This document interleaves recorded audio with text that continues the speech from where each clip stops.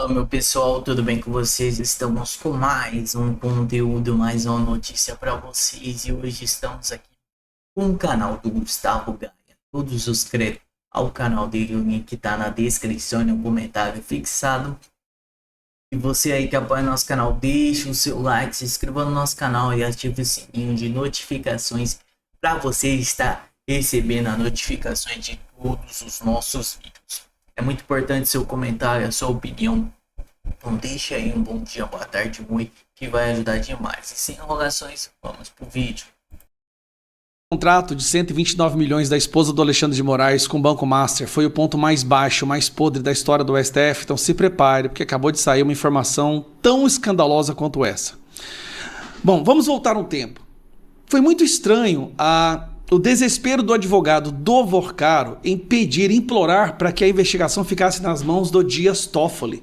Por que não pedir para que ficasse nas mãos do Alexandre de Moraes? Afinal de contas, Alexandre de Moraes é casado com a mulher que eles estavam pagando 3,6 milhões de reais por mês, num contrato muito estranho, sem escopo definido e com uma prioridade de que mesmo que o banco esteja quebrando, o pagamento para Viviane tem que ser feito.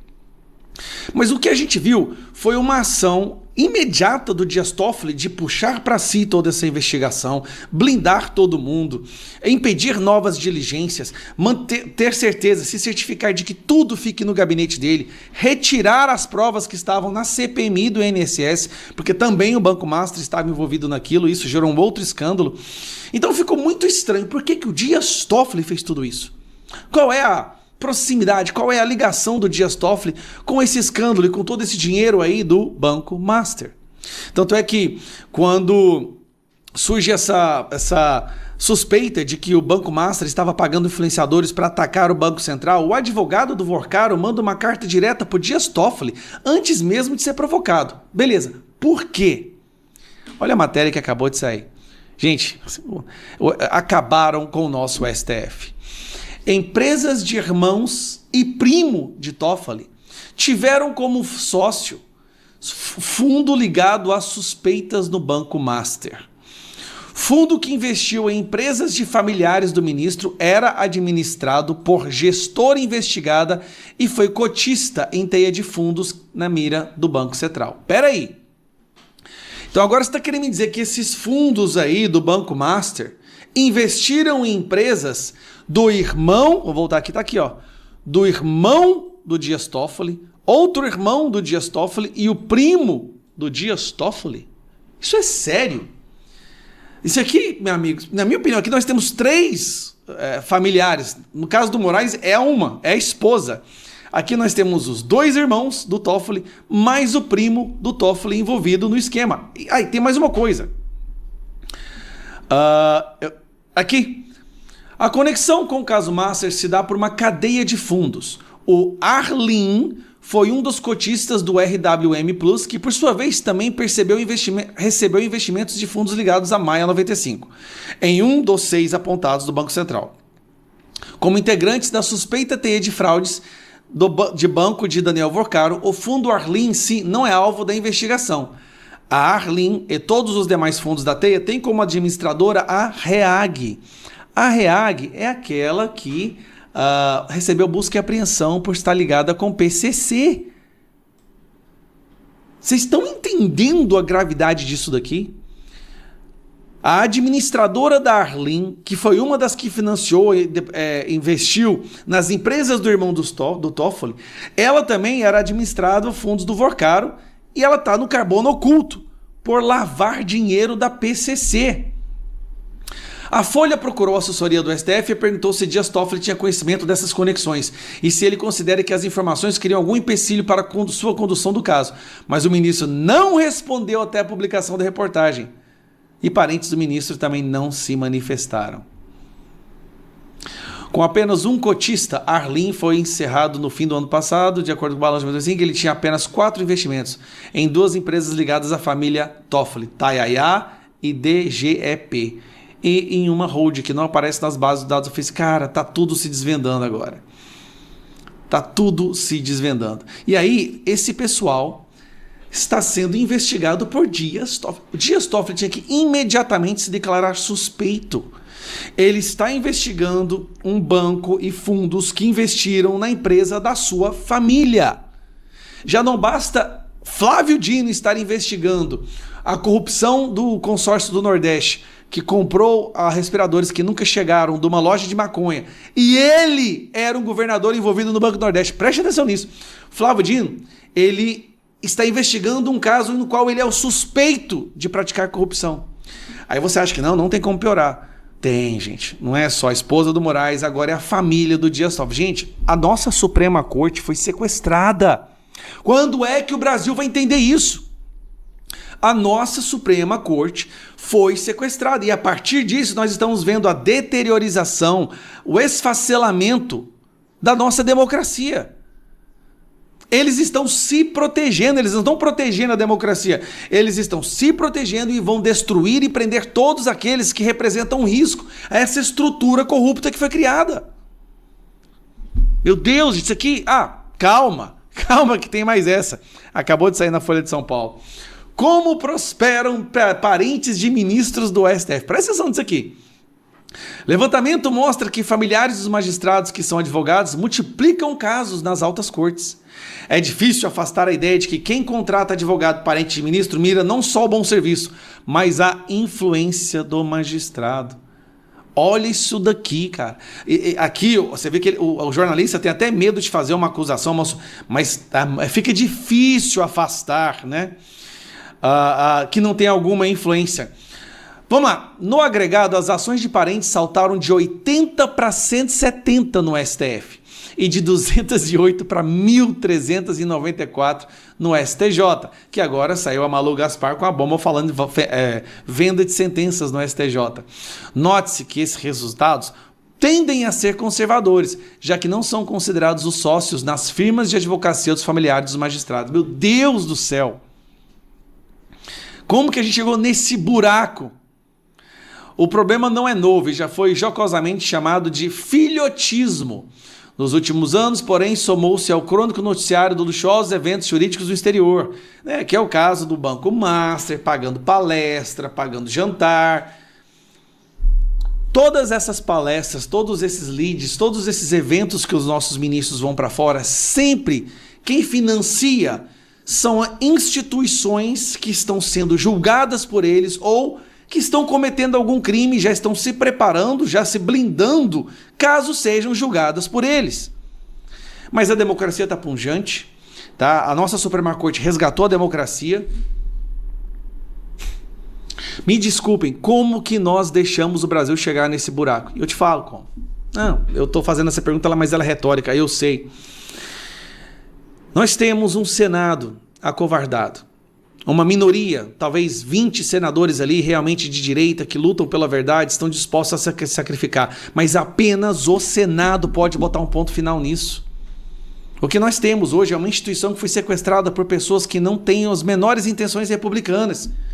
E que não só isso, como se não bastassem praticarem atos suspeitos, dão um jeito de dizer que tudo que é falado contra eles é discurso de ódio, ataque às instituições.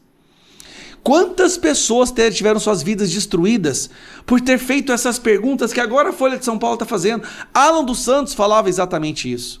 E agora está lá com mandado de prisão, tendo que morar nos Estados Unidos. Até quando isso vai ficar assim?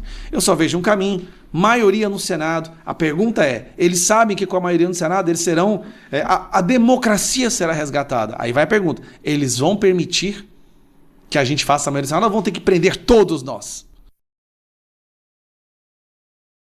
Já lanço. Parece que a Igreja Católica finalmente acordou e está disposta agora a lutar contra esse esquerdismo que há muito tempo vem se filtrando dentro da estrutura da Igreja Católica. E eu falo isso como um católico. Por muito tempo, a impressão que as pessoas têm é que apenas os evangélicos é que estão dispostos a realmente lutar pelos nossos valores, princípios, pela família, pela verdade. É uma impressão que a gente tem que o evangélico é aquele que vai para a batalha, que vai para a guerra, que o católico fica quietinho no canto dele. Nós temos visto aí que na Igreja Católica, o esquerdismo, principalmente por causa da teologia da libertação, se apoderou de muitas igrejas, de muitas regiões, de bispos, padres de esquerda. Aqui em Goiás mesmo, em Trindade, teve um padre que teve, me desculpa, a cara de pau de sair em defesa do Maduro. Graças a Deus ele foi vaiado pela maioria dos católicos que estavam ali presentes na missa, e depois a igreja teve que vir pedir desculpa. Mas por que eu estou falando isso?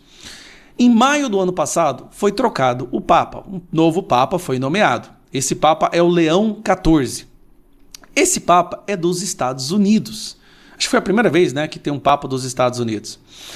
E ele está fazendo um trabalho diferenciado. Parece que a igreja acordou. Vou te mostrar agora um trecho dele numa missa, né, ontem. It cannot be overlooked that the persecution of Christians remains one of the most widespread human rights crises today, affecting over 380 million believers worldwide.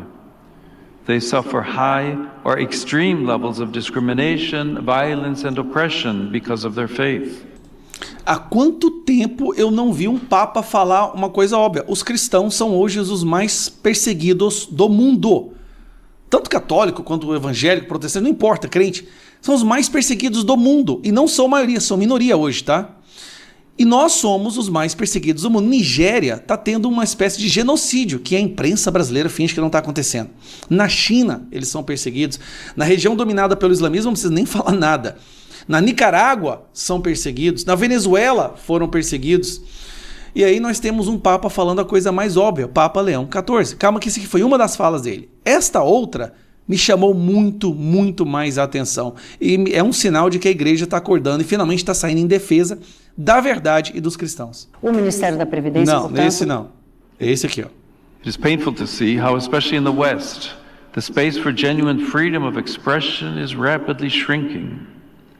At the same time, a new Orwellian-style language is developing, which, in an attempt to be increasingly inclusive, ends up excluding those who do not conform to the ideologies that are fueling it. Esse é um discurso contra a esquerda.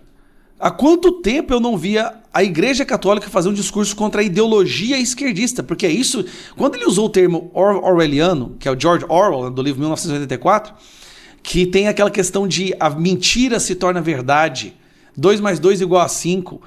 Cara, esse discurso, esse trecho aqui, pra mim, por isso que eu vi esse recorte no Twitter, esse trecho mostra que a igreja acordou. It is painful to see how, especially in the West, the space for genuine freedom of expression is rapidly shrinking. Tudo em nome da democracia, tá? E contra o discurso de ódio. At the same time, a new Orwellian-style language is developing, which, in an attempt to be increasingly inclusive, ends up excluding those who do not conform to the ideologies that are fueling it. Parabéns, Papa Leão XIV. Parabéns por ter falado algo que nós estamos falando há tanto tempo. Os cristãos estão sendo censurados, perseguidos. Nós estamos vivendo a ficção de 1984. Ela deixou de ser ficção e passou a ser verdade. E é bom, como nos alivia ouvir o Papa falando o óbvio. E quem são essas pessoas que estão diminuindo a liberdade de expressão no mundo? Não é a direita, não é o cristão, é justamente aqueles que odeiam os cristãos. O que nós estamos vendo é justamente a esquerda e as ditaduras da esquerda e a ideologia esquerdista lutando para censurar, para calar a boca e para financiar aqueles que perseguem os cristãos. Sempre foi a esquerda. E ouvir isso do líder maior da Igreja Católica é tão satisfatório, porque a minha frustração era a gente só via líderes e pastores e bispos das igrejas evangélicas falando isso, sempre sendo perseguidos. E agora ouvir isso do Papa, vocês não fazem ideia o tanto que isso é bom. Apesar de ser católico, eu estava há um tempo já muito decepcionado com o fato de não ver a igreja defendendo os cristãos mais, os católicos. E esses 2 trechos da fala do Papa Leão XIV, para mim, aparenta ser uma virada de página. Eu espero que seja, sinceramente eu espero que seja, o que não dá mais. Eu nunca vou esquecer aquela imagem do Papa recebendo uma cruz, que era uma foice e um martelo do Maduro, gente. Olha o buraco que a gente chegou. A maioria dos católicos no Brasil votam na esquerda. A teologia da libertação se apoderou dessa igreja. Então, se você tem um padre que defende a esquerda, não vá para essa missa. Escolha os padres que defendam os nossos valores e princípios, que querendo ou não, você pode odiar a política, tá? mas estão na direita, estão nos conservadores, não com a esquerda. A esquerda quer a sua extinção. Fala, meu pessoal, mundo em alerta. Trump anuncia que Estados Unidos estão prontos para intervir no Irã. Anúncio foi feito nesse sábado, dia 10, após disparada de manifestações que mobilizam diferentes regiões do país.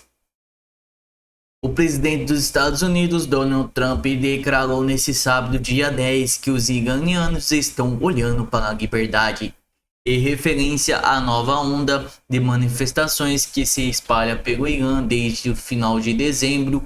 A afirmação foi publicada em sua rede social Twitter social, onde Star afirmou que os Estados Unidos estão prontos para oferecer o apoio aos manifestantes. O Irã está olhando para a liberdade, talvez como nunca antes. Escreveu: os Estados Unidos estão prontos para ajudar.